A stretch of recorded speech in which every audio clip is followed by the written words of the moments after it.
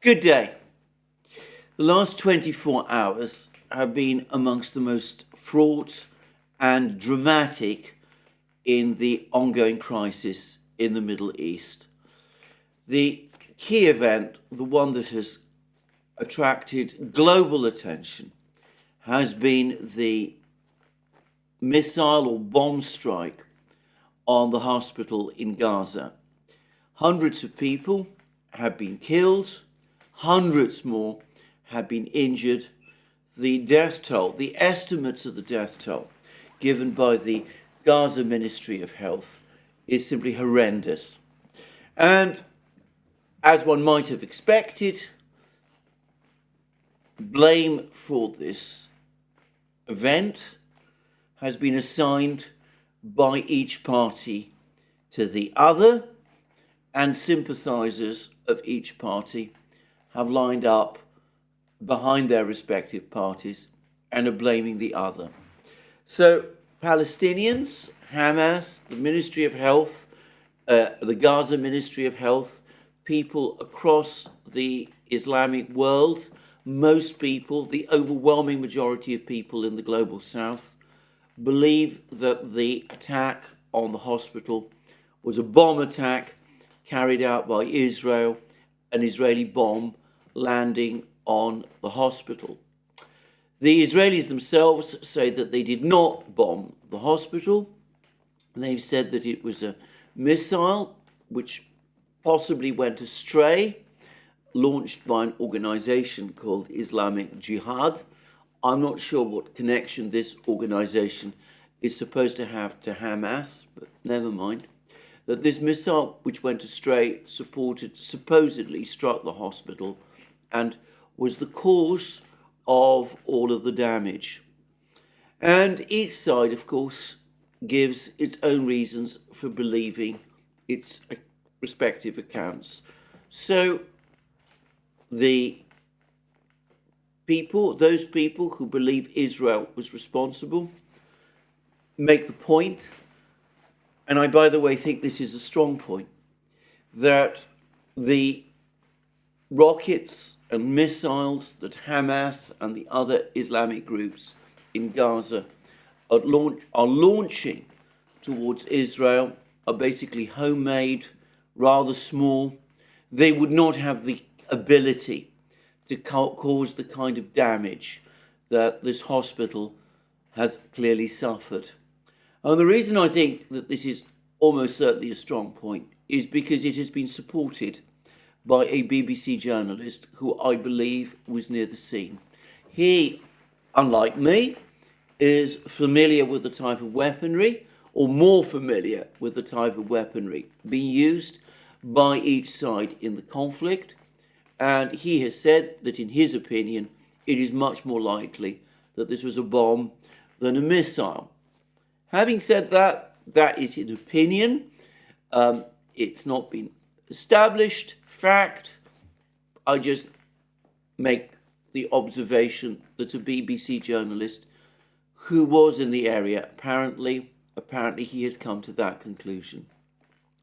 Others are saying that it's more consistent with a missile or rocket, that if there was a bomb, it would have left a bomb crater, and there's no sign of one. And I understand that the Israeli authorities have produced what they claim is an intercepted conversation between some people who appear to be, or are alleged to be, Hamas or officials, or at least activists, in which they appear to discuss, or allegedly discuss, an attack on a hospital. This is, of course, before the attack took place. Now, I have consistently said, whenever these kind of events happen in Ukraine, that it's always best, the right thing to do, is to wait for an independent investigation. And I always make the same point that an independent investigation is incredibly unlikely to happen. And for that reason, I personally tend to avoid In fact, I almost invariably avoid assigning responsibility to one party or the other following these sort of events. That is the view I have always taken about allegations about what has happened in Ukraine, and I'm going to stick to it with this incident. I know nothing about bombs or the damage they cause. I can't tell the difference between a bomb and a rocket. I'm not sure whether all bombs do create craters. I'm not going to pretend to more knowledge than I actually have or try to guess an answer, especially on such an immensely fraught issue. I'm also going to say what I always say when these kind of incidents happen in Ukraine, which is that I have no expectation that an independent, impartial investigation of the incident is going to happen. That has always been the case concerning every incident of this nature that has happened in Ukraine, and I am sure that the same will be the case this time. But I am going to make a number of observations, and they are not assigning blame specifically, directly, for either side in relation to this particular attack. The first is, obviously, that this attack is taking place in the context of a massive Israeli bombing offensive against Gaza. This is an indisputable fact. I've spoken about how, at least until a few days ago, it appeared that Israel was dropping around 1,000 bombs a day on Gaza. I was incredulous when I first heard that number.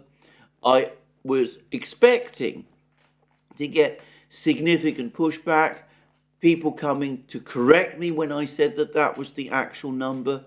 Nobody, in fact, up to this point has done, or at least if they have done, perhaps they've been swamped in all the other messages. But for the moment, at least, I've not seen the pushback in relation to that might have been expected, that I might have expected.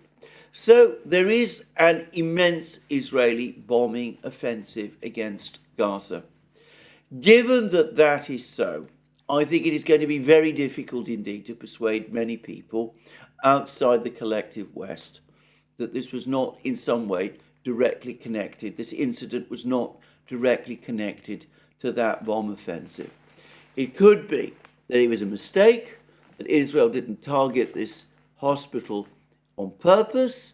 That I can imagine people around the world expecting. But I think it's going to be very, very tough indeed, very, very hard indeed, to persuade people that an attack of this nature is not connected to a bomb offensive of the scale that is taking place. But doesn't in itself prove anything. We're not talking here about something that would approach the legal standard of proof. I'm talking about perception. And of course, in the Muslim world and in the Arab world, where people are sympathetic to the Palestinians, minds have already been conclusively made up, and there is no conceivable way now that that is going to change.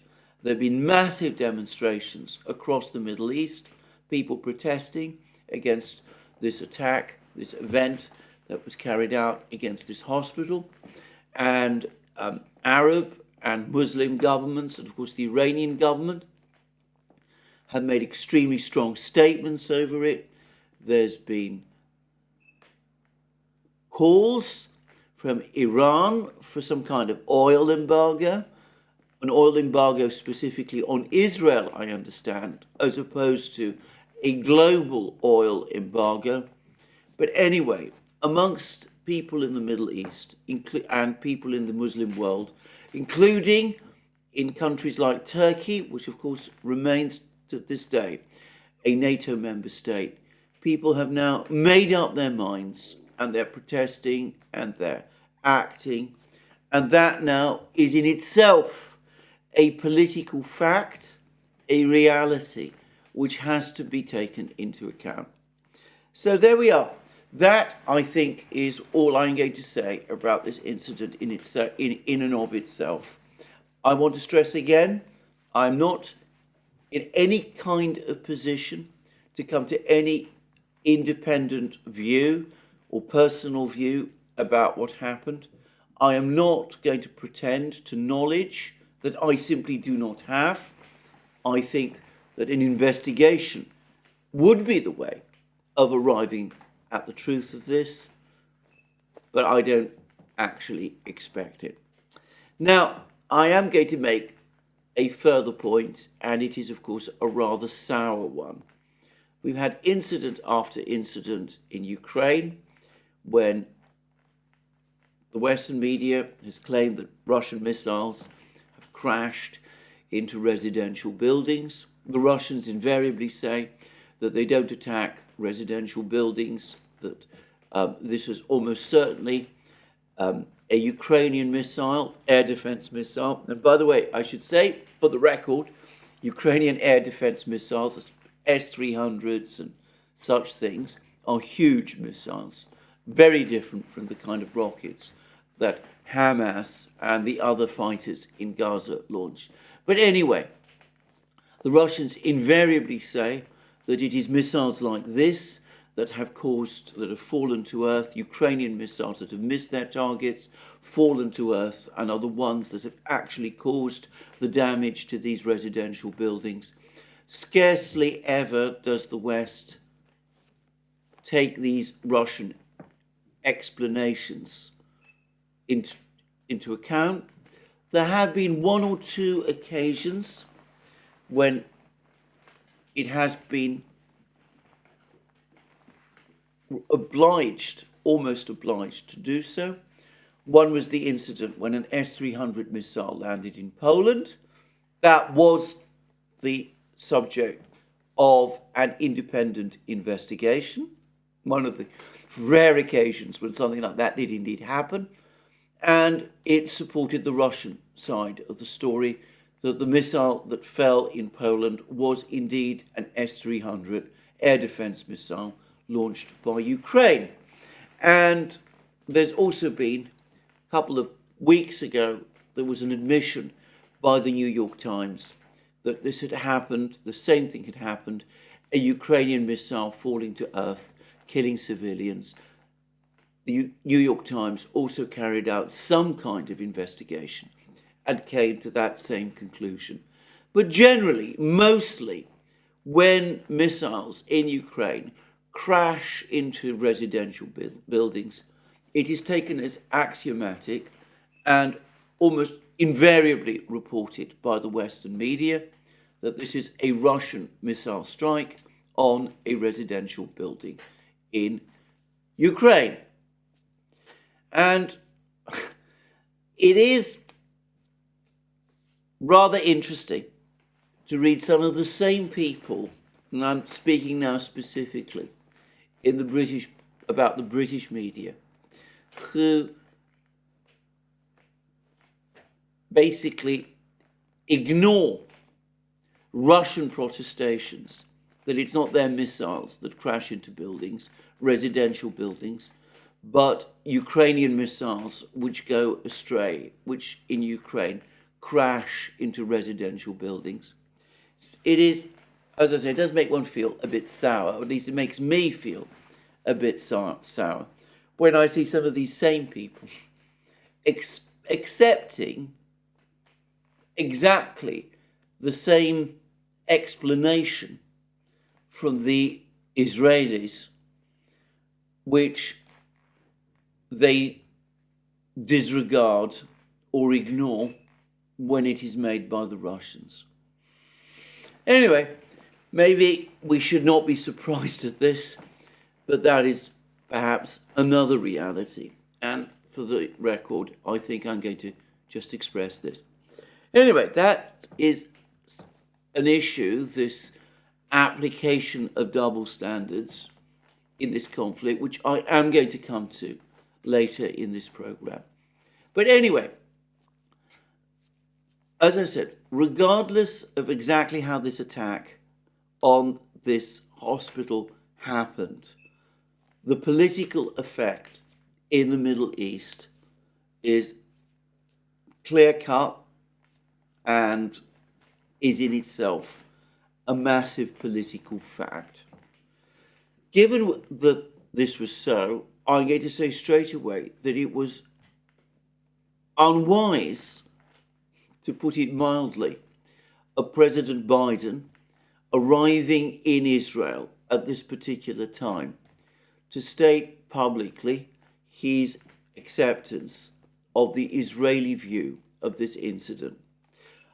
I'd understood that before he too had sought some kind of investigation as to what happened, but it's difficult to believe that this investigation could have taken place in such a short time, because almost immediately on his arrival in Israel, he immediately accepted the Israeli account. This at a time when the Middle East, the rest of the Middle East, the Islamic Middle East, is in uproar. And I have to say that not for the first time, I get the impression that the Americans and the Europeans, and approaching this conflict in the Middle East, instead of trying to talk to the other side and listen to what they have to say and engage with them, basically what they're doing is that they're talking to themselves. It's becoming a pressing issue to appear to take positions which the rest of the world is not in agreement with. And my own view is that if President Biden has said that this was a terrible tragedy, which it is, had expressed distress about what happened, had said that the incident needs to be investigated properly, had said that he understands completely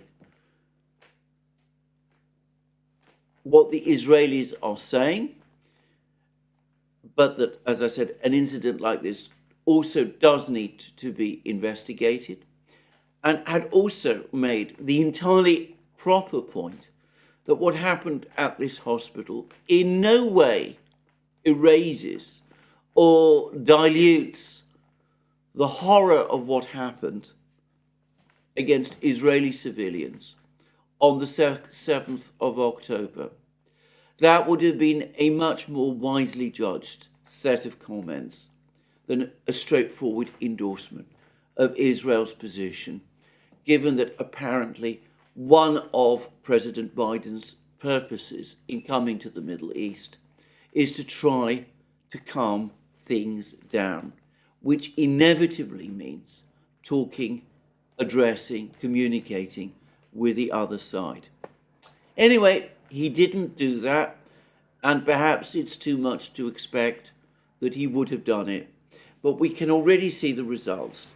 Not only was President Biden supposed to be, coming to visit Israel, he was also supposed to travel to Jordan and hold a summit meeting there, which would have been attended not just by the King of Jordan, but also by the President of the Palestinian Authority, Mahmoud Abbas, and by the Egyptian President, President al-Sisi.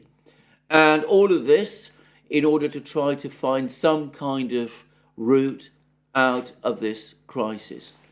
Now, even before President Biden made these comments, the Jordanian government apparently decided to call off this summit meeting. And they did this in the aftermath of the attack on the hospital. And, of course,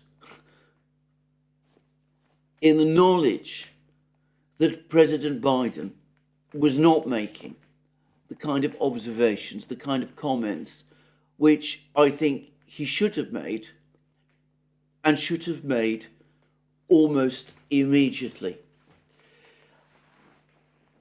It is not going to be overlooked in the Middle East that during the Syrian conflict, the Western powers often expressed the strongest condemnation of Russia, especially during the siege of Aleppo, for what they alleged were Russian bombing attacks on hospitals in the insurgent or rebel-controlled part of Aleppo, in Jordan, in Syria, across the Arab world. This is a fresh memory, even though, as I remember, Westerners seem to have overlooked it.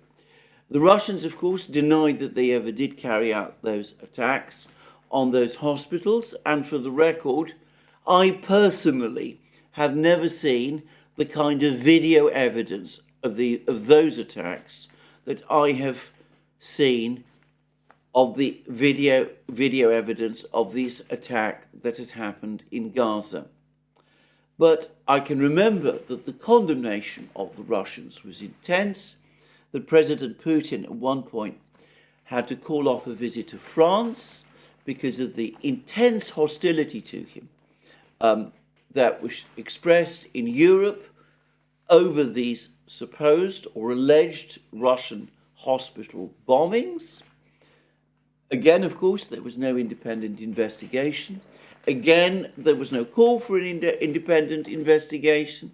Again, the Russian denials in the West were not taken seriously. Everybody, as I said, jumped to conclusions and accepted the claims which originated with the rebels about the attacks on these hospitals. So, in the Middle East, people remember that. And given, as I said, that people in the Middle East already believe that it was Israel that bombed the hospital, President Biden's siding with Israel on this issue is, of course, going to affect the way people perceive him. People in the Middle East perceive him. Now, I am not sure what the purpose of President Biden's visit from this point is. He's gone to Israel to express support, but of course he has already been doing that for several days. Maybe it is the correct thing to do for domestic political reasons in the United States for President Biden to visit Israel at this time. I understand that. But in terms of pursuing a diplomatic strategy, if he's not going to be meeting with the presidents of Egypt and the King of Jordan and the president of Palestine and trying to move negotiations forward, then I am not really sure what the purpose of his visit in diplomatic terms now is. If it's an exercise in, shall I say it, political relations, shoring up support for himself at home, well, that does serve a purpose. But given the immensity of this crisis and the increasing danger that it could spiral out of control, I think that this is an inadequate response to the situation that we have at the moment, if the only purpose of this visit is for President Biden to be seen standing alongside Israel, standing, in other words, alongside Prime Minister Netanyahu. So that's a few things I'm going to say about this particular bombing attack. Again, I suspect they will prove controversial with many people. I can expect a certain amount of pushback, but there it is. I think that President Biden's moves have been hugely misjudged. I suspect that behind the scenes there are frantic attempts now underway by his officials and diplomats to try to get this summit in Jordan back up and running again. Whether that will be successful remains to be seen. I'm frankly sceptical especially given the comments that he has now made. I'm not even sure, to be frank, that he will be able to visit Jordan at all and meet the king there. But anyway, we shall see what happens, and that at the moment is the situation so far in the Middle East. Now, I say that we've had all of those demonstrations. We've had these extremely strong statements from Arab and Muslim governments, which, by the way, are now spreading to include other Muslim governments outside the Middle East and other governments that are not directly engaged in this conflict and which are not Muslim and which nonetheless belong to the global south and have their own feelings about this matter. I will come to this shortly. But in the meantime, it's important to stress that the crisis itself continues. Gaza remains under blockade. There is still no access for relief supplies into Gaza. There are rumours, there continue to be rumours, that Turkey is perhaps in talks with Russia about sending relief supplies to Gaza. I understand that in the Chinese media there are reports and discussions of the Russians putting together a peacekeeping force of 500 troops, maybe Chechen fighters. I've noticed that Ramzan Kadyrov has been very busy now making some very strong statements about what is going on in Gaza and Israel and in Palestine. Anyway, it could be that there is indeed proposals underway to dispatch a force of 500 peacekeepers to Gaza. I have to say that 500 peacekeepers seems to me a completely inadequate number, given the size of the place we're talking about, with a population of some say even 3 million people. I'm not really sure what these Russian peacekeepers, if they ever go there, are expected to achieve. And of course, it's inconceivable that they will be deployed to Gaza at all unless there is some kind of diplomatic resolution and Israel consents to their presence. But anyway, there is a lot of rumour about this. But in the meantime, the bombing continues, the blockade continues, the retaliatory missile strikes, as Hamas calls them, its own missile strikes on Israel continue, and there appears to be a steady deterioration in the security situation on the Israel-Lebanon border, with more missile and artillery exchanges between Israeli forces and Hezbollah, and reports that UN observers based along the border between Lebanon and Israel, that these UN observers are now being withdrawn north of the Litani River in Lebanon, in other words, away from the border, which is now increasingly looking like a potential war zone. And there continue to be lots of reports about potential military engagements, outright war, in other words, between Hezbollah and Israel. And as I discussed in my program yesterday, there are also concerns apparently in Israel, following warnings received ultimately from Iran, that if a ground operation in Gaza does actually begin, then there is a real potential for Hezbollah to launch some kind of strike against northern Israel. And I understand that civilians have been evacuated by the Israeli authorities from the towns and villages in northern Israel. So a situation that continues to deteriorate, a security situation that continues to deteriorate, and which is now very close, or so it seems to me, to spiralling out of control. And to come back to what I say, the Americans, the self-appointed mediators in this crisis, essentially talking to themselves, if this visit to Israel by President Biden is addressed principally to domestic audiences, then, as I said, it is essentially the Western powers, the Americans, talking to themselves, taking no real steps, taking no coherent steps to try to address the actual deterioration of the situation, which continues.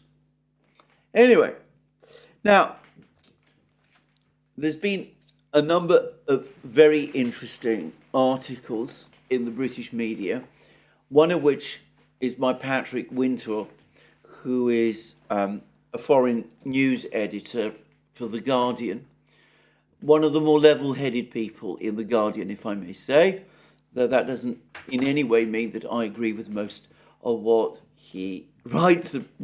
But anyway, he has provided a most interesting article in The Guardian, which basically says that even as the situation in the Middle East was deteriorating, the Biden administration was asleep at the wheel. He says that, contrary to what many think, there were multiple warnings from many people that the situation was becoming ever worse. Apparently, last year, Richard Haass, the retiring head of the Council for Foreign Relations, actually contacted US Secretary of State Tony Blinken and said to him that the Middle East is close to boiling point and that immediate, urgent action needed to be taken.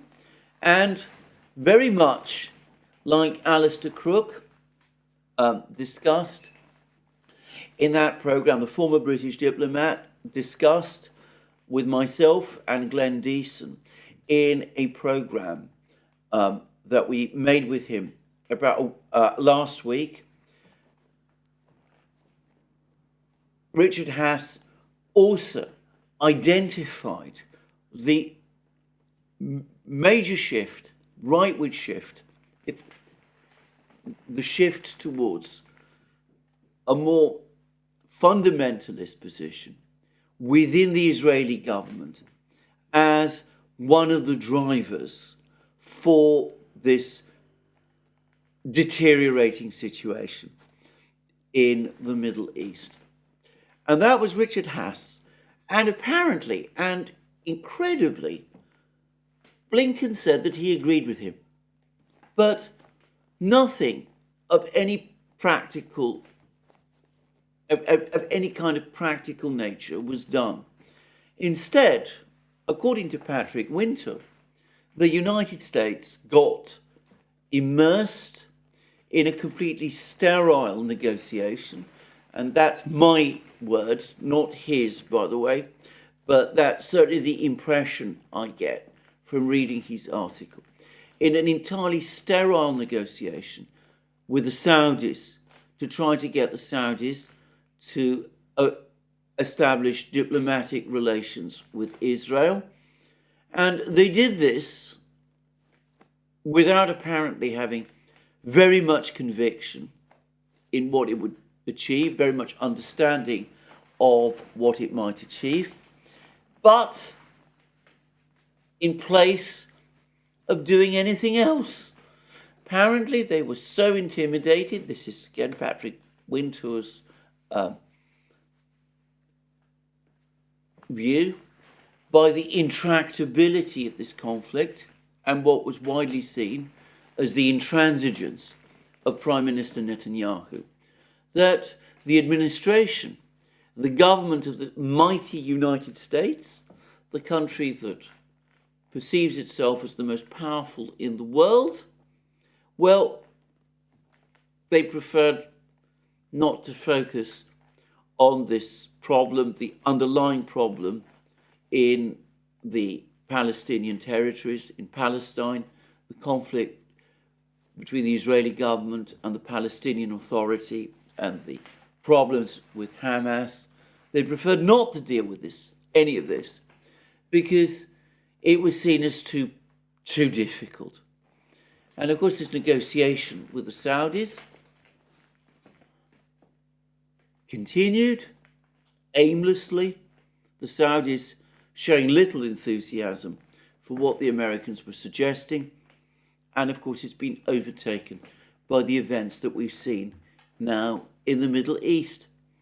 And Patrick Winter also confirms the point that was made by Alistair Crook in that programme that we did with him, Glenn Deason and I, about how there has been a drift within the Israeli government towards political leaders from the Mizrahi community who are intent, apparently, on establishing what Alistair Crook called Israel in the land of Israel, in a process which would involve retaking control of the Temple Mount, the area which to the Muslims is the Haram al-Sharif, the place where the Al-Aqsa Mosque and the Dome of the Rock, some of the holiest shrines in Islam, are located, of regaining control of this territory and ultimately rebuilding the temple, the Temple of Jerusalem there. And what I find most astonishing about this is that even as Patrick Winter conceded that there really are people within the Israeli government and within Israeli society who have been pushing to achieve this objective. He seemed himself, despite the whole purpose, the whole point of his article being to explain how the administration really lost interest in the Middle East and wasn't concerned with what was happening there.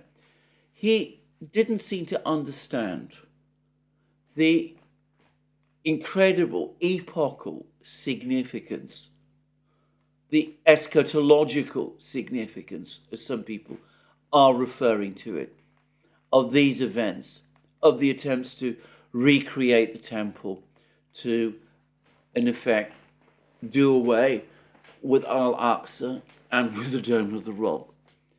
I suspect that in the West, Western society has now become so secularized that it is very difficult for Westerners to really grapple with these issues. But all I would say is that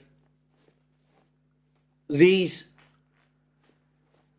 events, which may have appear to have underpinned this crisis,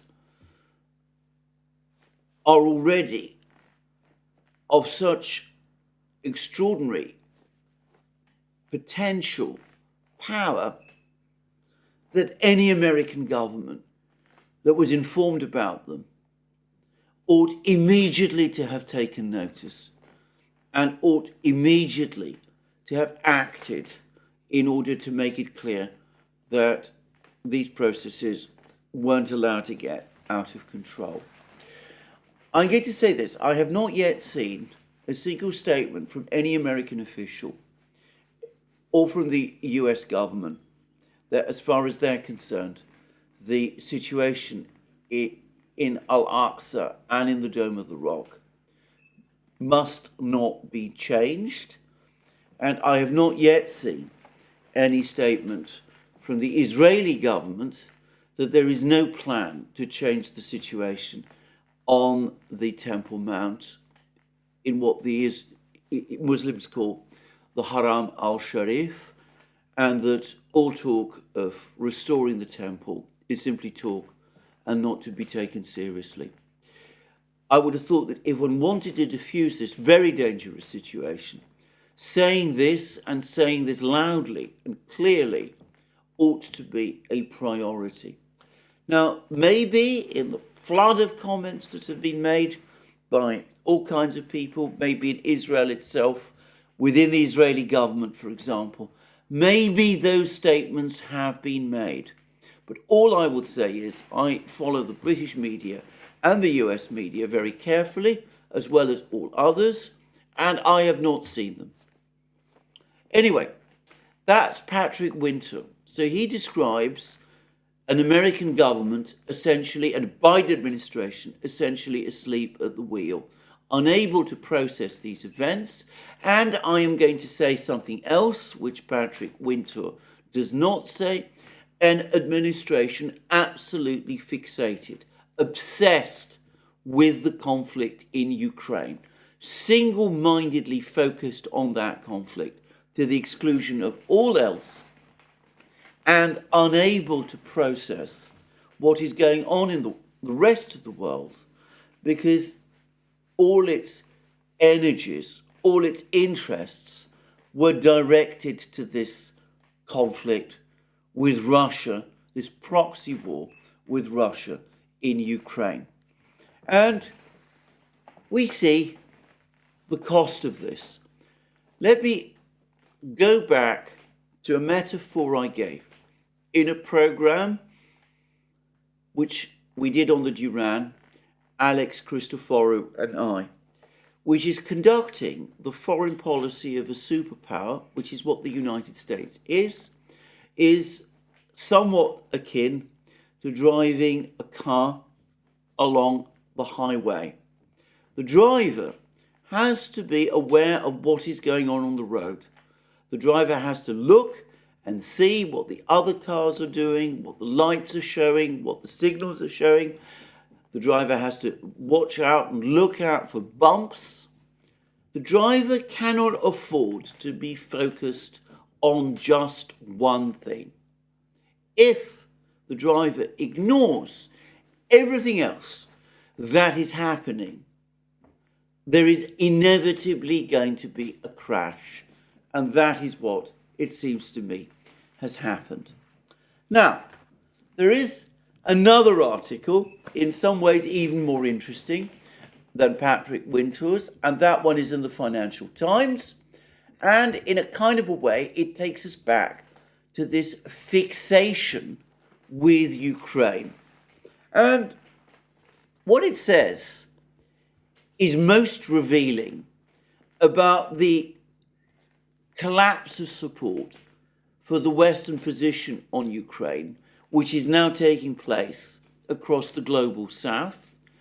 But it also, in a strange sort of way, again shows how, despite everything, Western governments, Western opinion, continues to be narrowly focused on the conflict in Ukraine and is interpreting even these events in the Middle East around it. And the title of the article reads as follows: Rush by West to back Israel erodes developing countries' support for Ukraine. Diplomats warn backing for Israeli assault on Gaza has poisoned efforts to build consensus against Russia's brutal war. And already there are things about this title that ought to ring alarm bells. First of all, why refer to the countries of the global south as developing countries? I mean, this is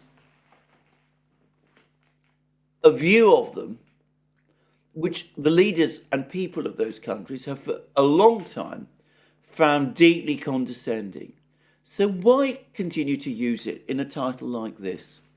But again, it's framing, it's criticizing the Western support for Israel, but it's doing so not because it takes the view that Western support for Israel is in itself flawed in some ways, that it is perhaps contrary to the wisdom the wise policies that ought to be followed in the Middle East. Rather, it worries that what the West is doing is undermining support across the global South, across the world community, for the conflict which one senses these Western diplomats still believe is the conflict which really matters, the conflict in Ukraine against Russia. And anyway, the article goes on to say this, and I'm not going to read the entire article because it is behind a paywall, but I will read significant parts of it.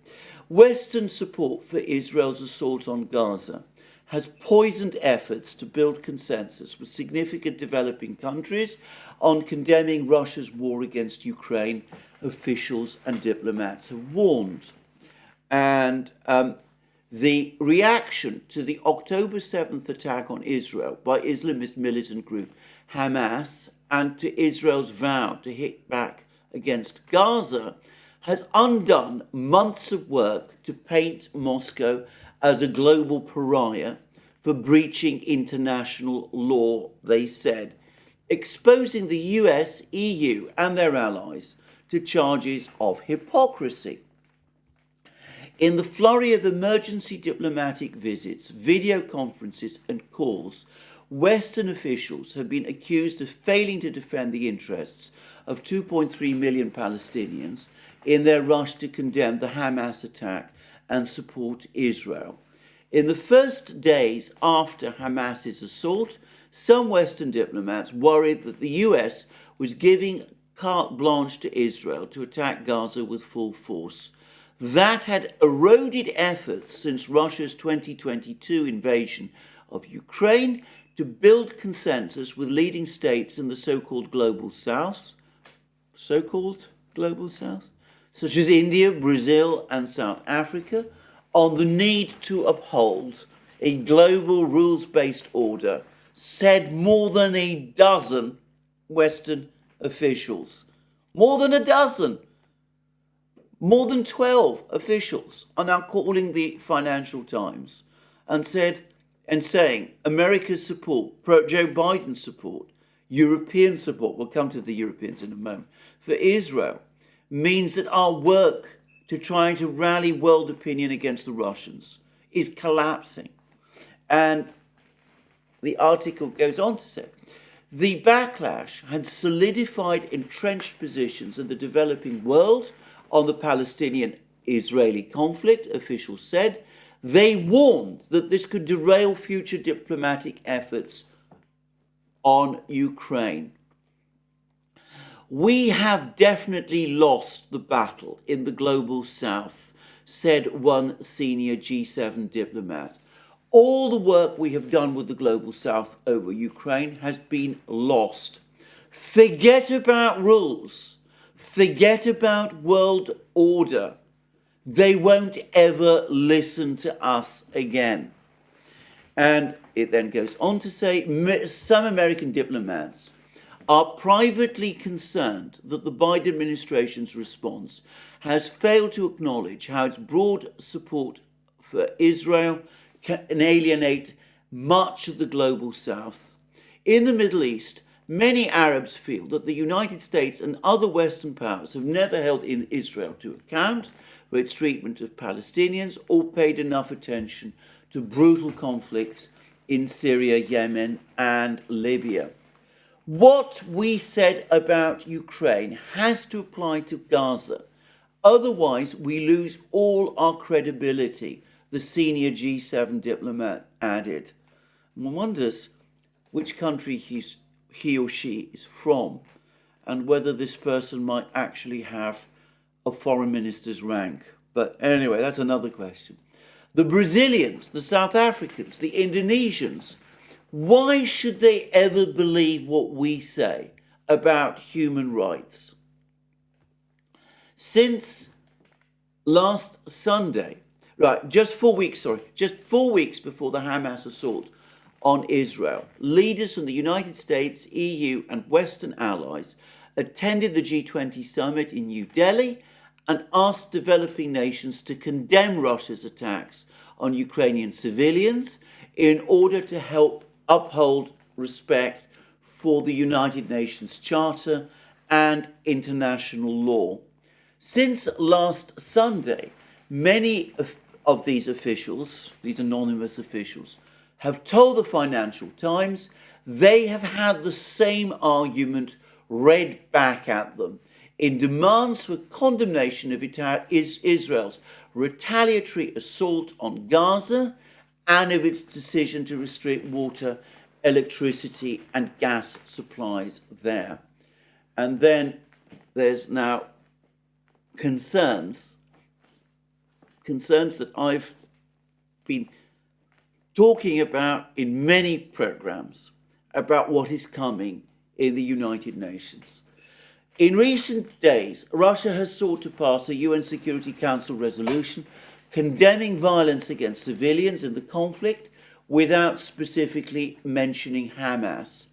The Council rejected its resolution on Monday. I will come to what the Russians have to say about that shortly. And then a senior EU official says, this is again a quote, "I mean, let's be frank, this is a gift from heaven for Russia. I think it's damaging what's happening because Russia is exploiting the crisis and saying, look, the global order that has been built after the Second World War is not working for you and addressing 1 billion inhabitants in the Middle East or in the Arab world.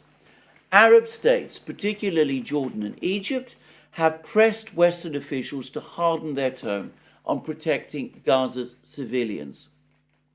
One Arab official said, if you describe cutting off water, food and electricity in Ukraine as a war crime, then you should say the same about Gaza." And then there's comments about how this is starting to create concern and that James Cleverly, the British Foreign Secretary, has been trying to speak to the foreign ministers of Brazil, Indonesia, the Philippines, Morocco and Saudi Arabia over the last couple of days. I doubt anybody's paying much attention to him. But anyway, there's expressions of concern about this amongst the British and the Americans. But then the Financial Times article turns to the EU. At an emergency video summit of EU leaders on Tuesday, several leaders warned that failing to uphold the rights of Palestinians in Gaza risked exposing Western states to the charge of hypocrisy, said multiple people briefed on the discussion. The decision was prompted by irritation across EU capitals over European Commission President Ursula von der Leyen's decision to travel to Israel last week without a mandate from the bloc's 27 member states or an agreed common position. Ireland, Spain and Luxembourg were upset at a lack of reference to international humanitarian law when she spoke in Tel Aviv. And we then have the Jan de Hoop Scheffer, a former NATO Secretary General, say what New Delhi, Jakarta and Brasilia want to see is a common position on these issues and consistency. And if they don't see that, then on the major global issues, there's a certain danger EU, G7, NATO will not be taken seriously. We, the West, do not call the shots anymore. And the Global South says, please, we have a voice as well, which you have neglected for some time.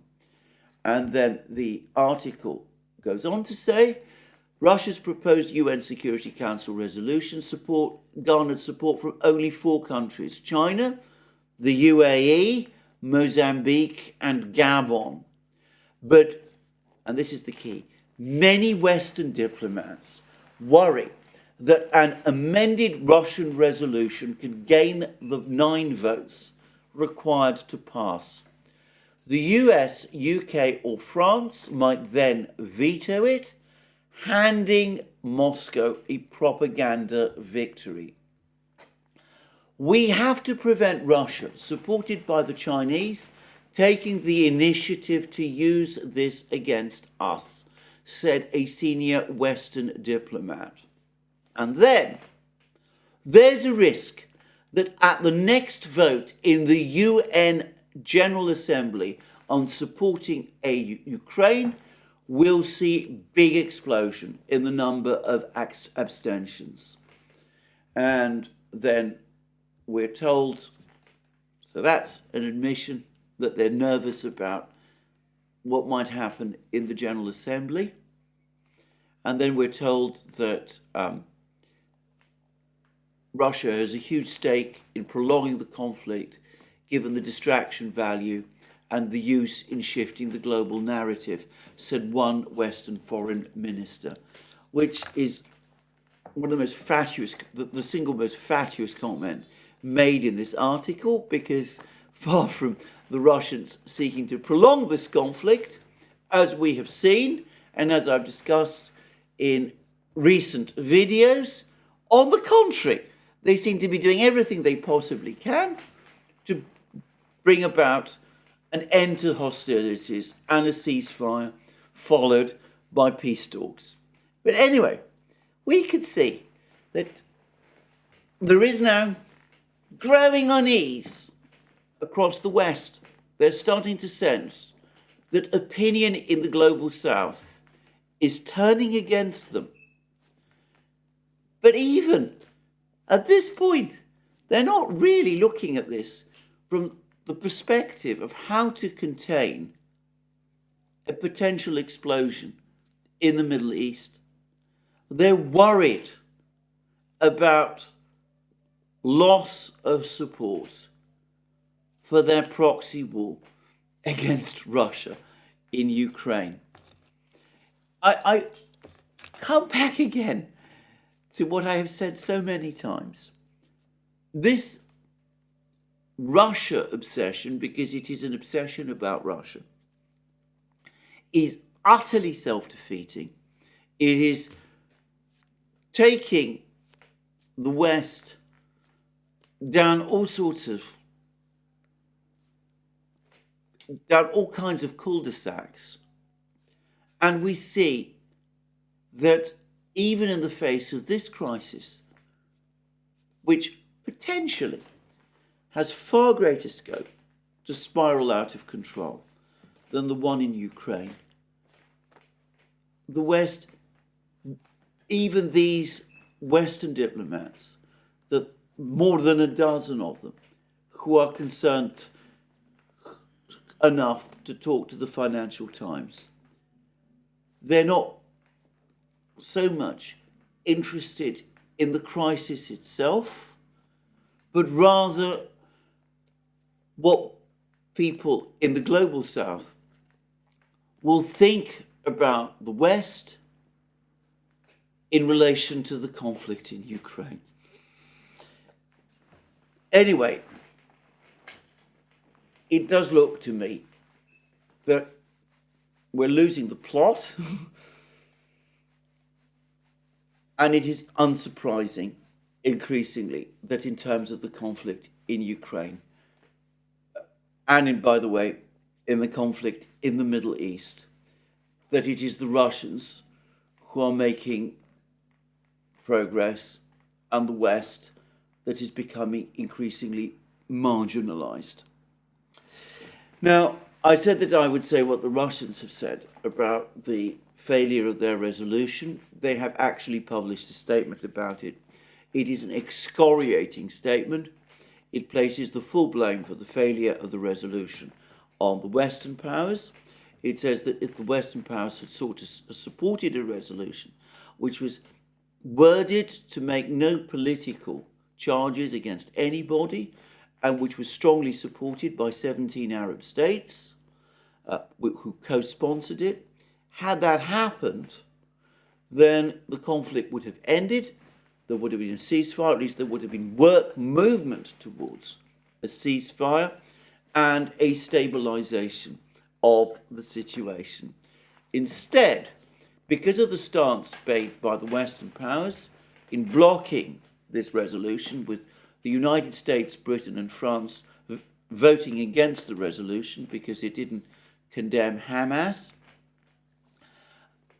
because it was known that Britain, France and the United States would vote against the resolution, that deterred other countries, some other countries, from supporting it, and in any event, which caused them to abstain. And in any event, the result is that with this incredibly dangerous crisis underway, with civilian casualties mounting, with the Middle East on fire, the Security Council, the US Security Council, is unable to take action. Now, I'm going to suggest that the reason the Russians proposed the Security Council resolution in the way that they did was precisely in order that they could make that statement, which they just have. As those Western officials who have spoken off the record to the Financial Times are saying, this is not going to be the first resolution that the Russians have proposed. There will be more. With each coming event, with each event, more events like the hospital bombing or missile strike or whatever it was.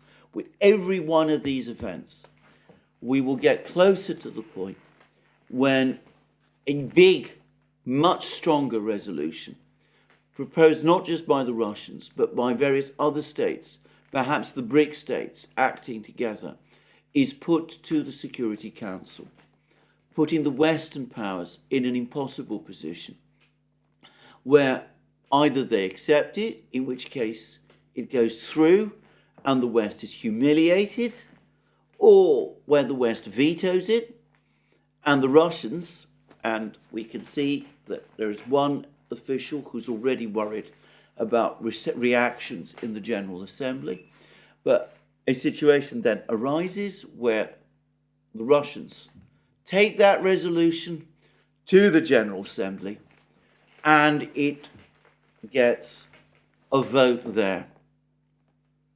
That would be an even bigger humiliation for the West. Well, anyway, we shall see what happens.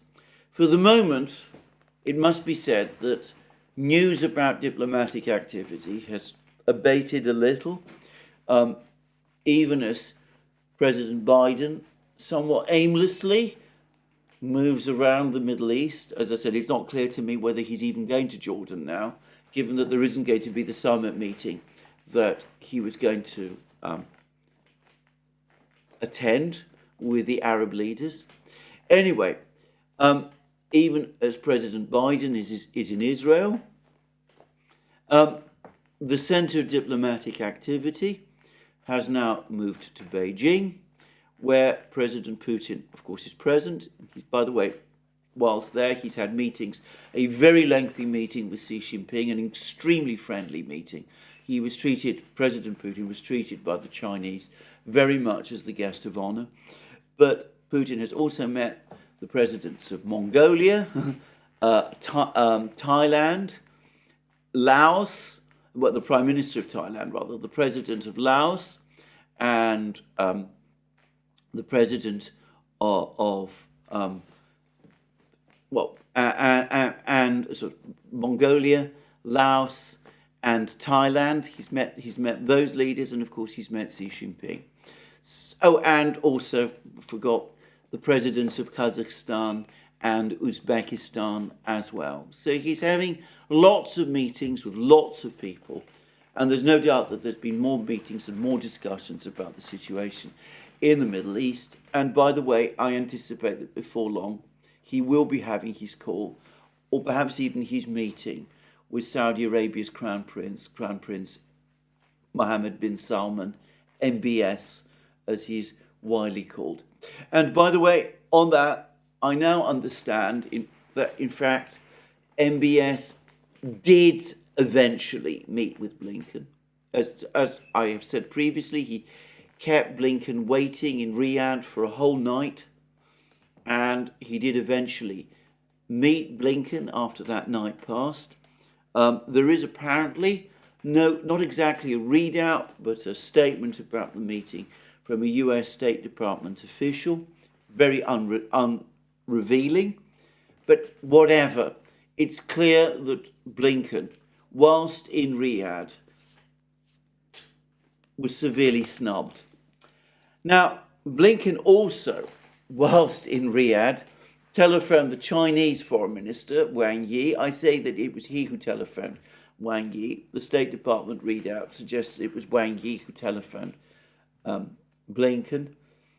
Perhaps not the most important thing, but anyway, it does look as if, well, obviously one telephoned the other.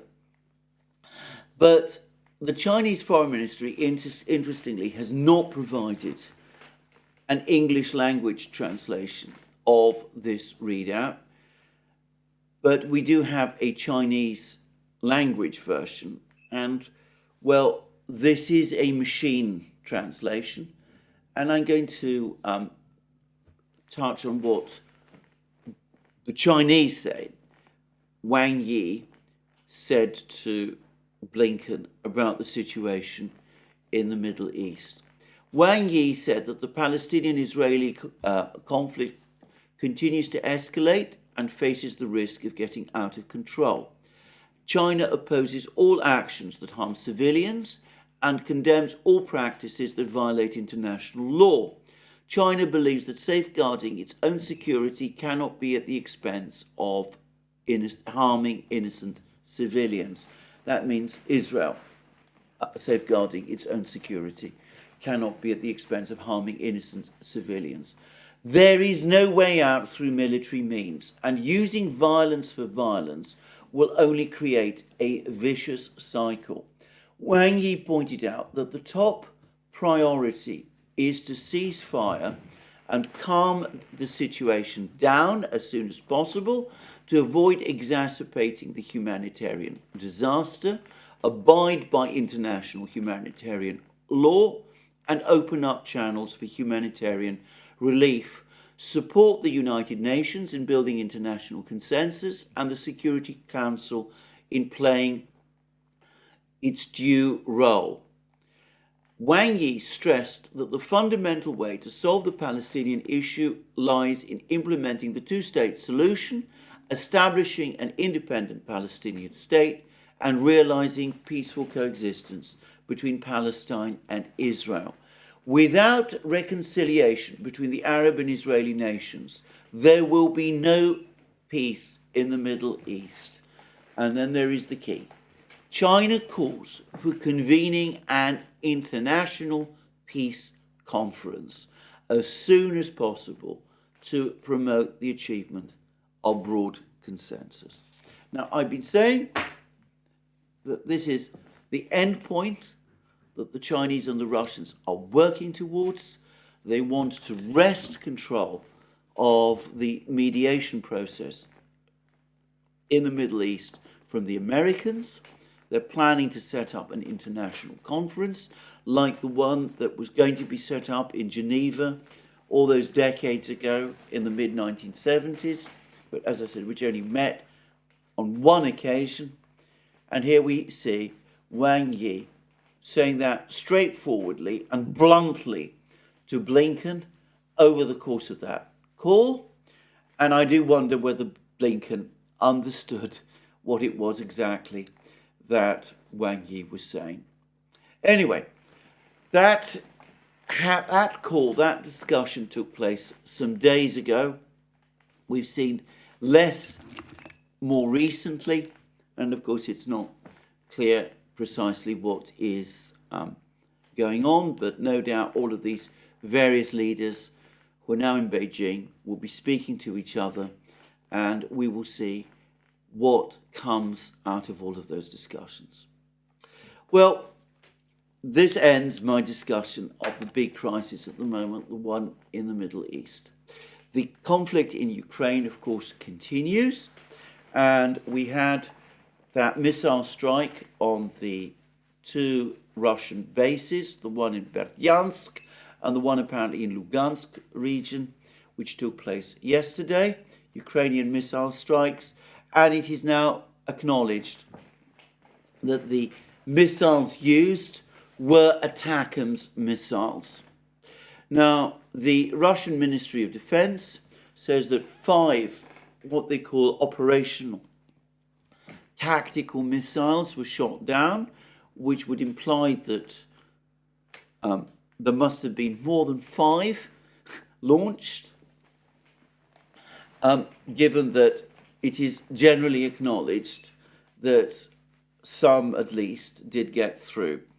And the United States and Ukraine have now both confirmed that this strike did, in fact, use ATACMS missiles. Now, there is no independent corroboration of the extent of the damage at either of these two Russian bases. The base in Berdyansk, according to Ukraine, that there was an attack on an ammunition depot, and that up to 9 helicopters, Russian helicopters, were destroyed as a result of this attack. Now, that may be true, or it may be exaggerated. We'll get a better sense when the inevitable satellite photos start to appear. But what I'm going to say straight away is this. It seems that only a limited number of ATACMS missiles were delivered by the United States to Ukraine. An article in the US media says that the number in total was around 20.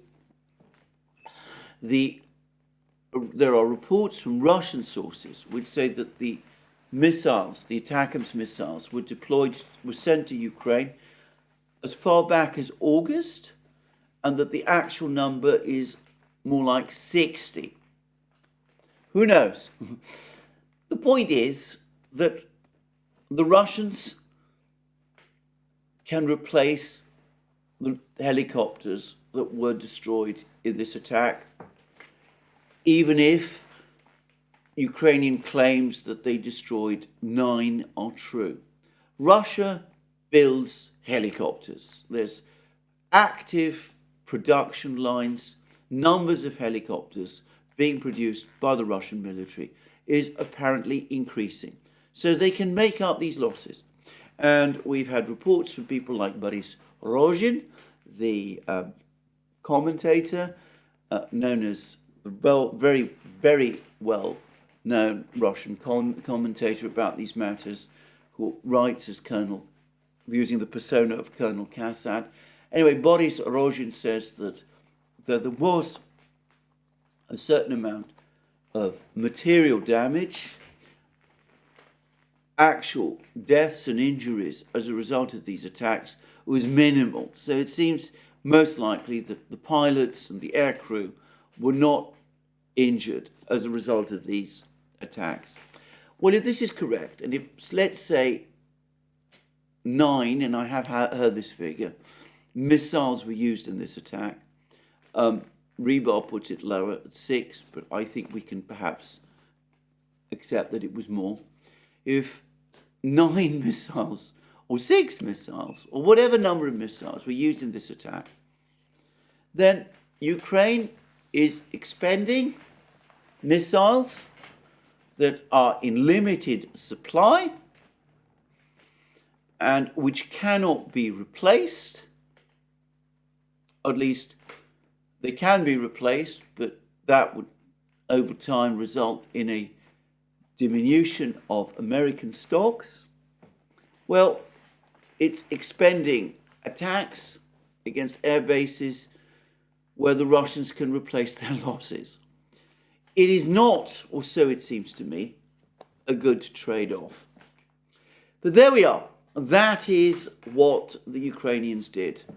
And the explanation we've been given about the secrecy with which these missiles were delivered, and this is in the American media now, is that it was done so that the Russians would not be able to destroy them and intercept them and destroy them, the deliveries as they were trundling through to Ukraine, which incidentally is an admission that Russian interdiction efforts are becoming increasingly successful, and so as to catch the Russians by surprise when the first attack was launched. And we've seen that a first attack has been launched, so that there is no further Russian surprise. So the bolt has been shot, the damage has been done. The Russians, as I've said before, will quickly adapt to the presence of these missiles, and Ukraine has reduced its stockpile of these missiles, which might be increasingly difficult for the United States to replace. I'm not sure about the logic of any of this. It doesn't make a huge amount of sense to me, but there we are. Now, Putin has responded. He has said that he's responded to these attacks by authorizing the Russian Air Force to conduct air patrols over the Black Sea by aircraft equipped with Kinzhal hypersonic missiles. Now, I suspect that this is only part of the story. The aircraft that carries Kinzhal missiles is the MiG-31. The MiG-31, as I've discussed in previous programs, is one of the most powerful interceptors in the world. It has an enormous and extraordinarily powerful radar.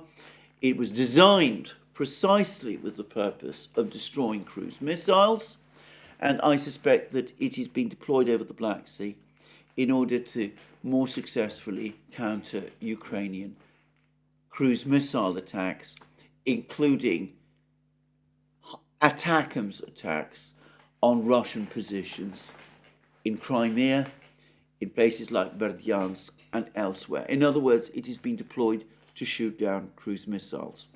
But of course, it does have Kinzhal missiles, and that will enable the Russians to launch counterstrikes when they need to. Now, Putin also said that the Ukrainians have made the first attempts to cross over the Dnieper River. And this is a rather complex and intriguing story, because over the course of yesterday, there were numerous reports appearing, especially on Riba, to the effect that a group of Ukrainian infiltrators had crossed over the Dnieper, established themselves on the east bank, had occupied at least one village, and were advancing towards two small towns north of Alyoshi. And this was then refuted by other Russian sources. There's been considerable confusion as to exactly what is happening, but the general consensus today is that the Russians are in full control of the East Bank, that there was some kind of attempt by the Ukrainians to send small groups of men across the Dnieper into the East Bank, that these were perhaps reconnaissance and sabotage attempts, but that these Ukrainian troops who tried to launch that attack were defeated, and whatever it was that the Ukrainians were trying to do was unsuccessful. Whether the Ukrainians really are working towards an amphibious assault across the Dnieper remains to be seen, but the Russians do seem to be anticipating something like that, and they're taking steps to prepare for it.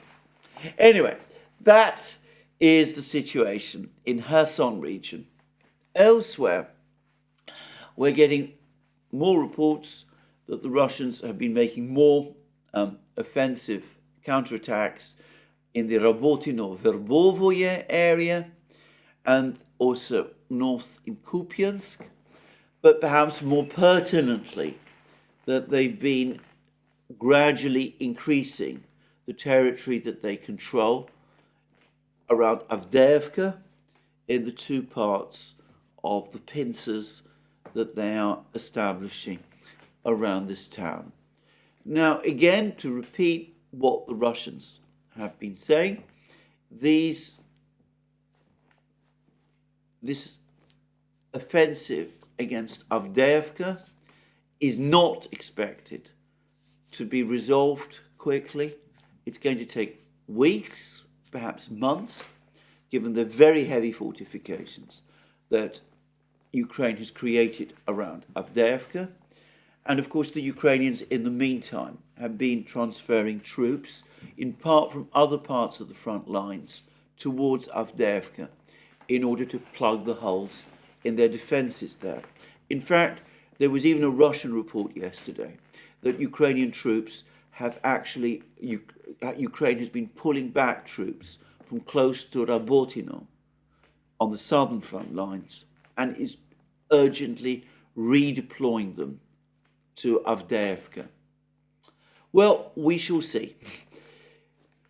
The other thing that happened last night, along with these rather intriguing moves, the ATACMS attack and its aftermath, the attempted crossings of the Dnieper, it's not clear, as I said, what they actually portend, and all of these other things, is that there was again a major Russian drone and missile strike on Ukrainian positions. And here I would repeat the point made by Brian Beletic many times. Placing too much focus on Ukrainian strikes against Russian bases, like the ones in Berdyansk, is to take the war out of context. Yes, the Ukrainians do launch strikes. Sometimes their missiles get through. Sometimes their drones get through. When they do cause a certain amount of damage. But this damage is on a far smaller scale than what has been inflicted day after day, night after night, by the Russian missile and drone attacks on Ukraine, which are on a totally different scale. Now, Putin, along with this announcement that MiG-31 aircraft with Kinzhals are deployed now to the Black Sea, he also made some rather pointed comments. He mocked claims that apparently made by President Biden that Russia is losing or has lost the war in Ukraine. He's asked rhetorically, well, if that is so, why are they delivering ATACMS missiles to Ukraine? But he has also said, and here I have to stress, I have not actually seen a transcript of his words, but he has also said that the delivery of the ATACMS is not going to make any difference to the outcome of the war. It is only going to delay the collapse of Ukraine.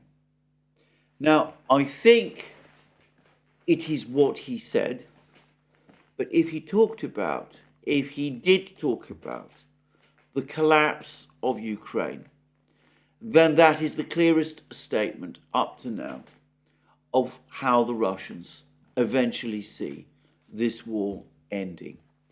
Going back to what Vyacheslav Volodin said, the Speaker of the Duma, a couple of weeks ago, that Ukraine's choice is either capitulation or the end of Ukraine as a state.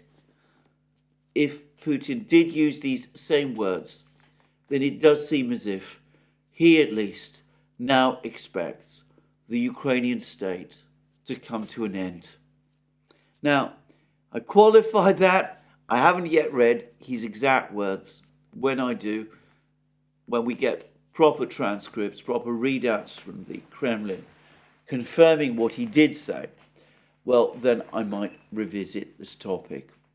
Now, yesterday at the end of my video, I said that I was going to discuss in today's video the state of Russian-Chinese relations and some observations that have been made about these relations in certain articles that have appeared in the United States. Time has not allowed this. The events over the last 24 hours have been too dramatic for this. I'm going to return to this topic later, perhaps tomorrow, in my video tomorrow. It is important. It is clear that the Chinese and the Russians are getting even closer. The pictures coming out of Beijing of the warmth between Putin and Xi Jinping already show that. And one way or the other, it is an important topic which I would like to discuss further. But time does not allow me to do that today. And this is where I'm going to end this video. So let me once again remind you that you can find all our videos on our various platforms, including Locals, Rumble, and X. You can support our work via Patreon and Subscribestar. You can also support our work by going to our shop, buying the amazing things that you will find there, magic mugs, hats, hoodies, t-shirts, all those great things. And last but not least, if you've liked this video, please remember to tick the like button and to check your subscription to this channel. Thank you for joining me again. More from me soon.